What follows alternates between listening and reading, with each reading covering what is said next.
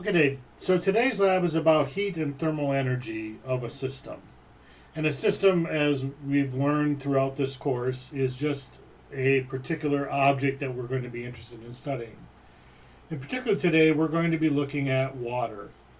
So imagine that you had a coffee cup of water, and I'm going to make this water initially kind of warm and hot.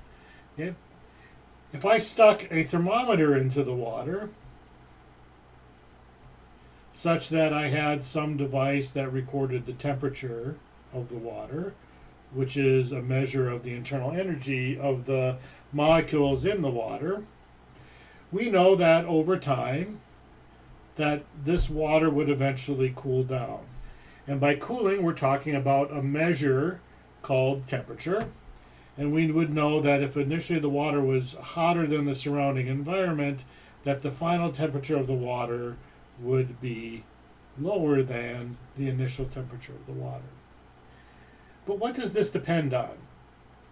Or another way to say about it is the change in temperature of, say, water the same as a hunk of steel or a gas or any number of things?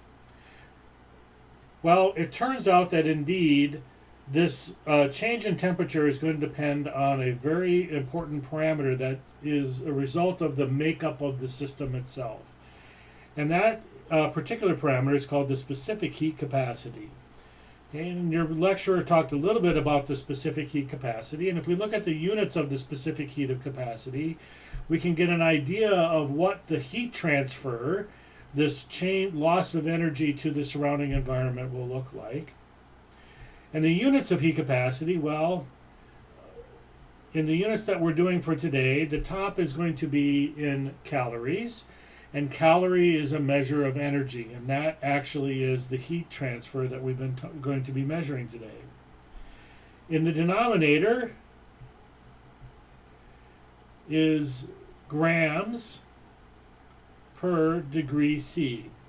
So our specific heat capacities that we're going to be doing today will be in calories per grams per degree C, where we know that the gram is a unit of mass and the degree C is a unit of temperature.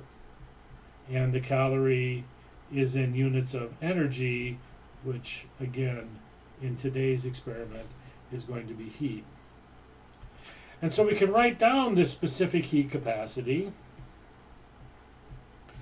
is going to be equal to the heat gained by the system divided by, or lost by the system, divided by the mass of the system times the change in temperature of the system. Or we can say that the heat gained or lost is equal to the specific heat capacity times the mass of the system times the measured change in temperature of the system. And so for the various experiments we're going to do today, of which there are two, one, we are going to be calculating the amount of heat gained or lost by water when we mix cold and warm water together. And in the second, we're actually going to calculate the specific heat capacity of some metal washers when we put them into water and also measure their temperature change. So depending on the various experiments, for all of them, we're going to be measuring the change in temperature. We're also always going to measure the mass.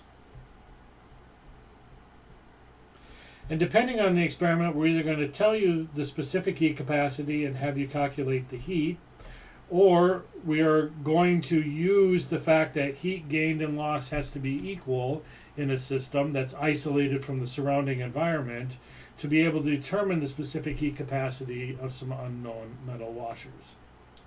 Now again, this is just a short summary, so if you need a little bit more detail, I'll encourage you to go back to your lecture and try to get a bit more information from there.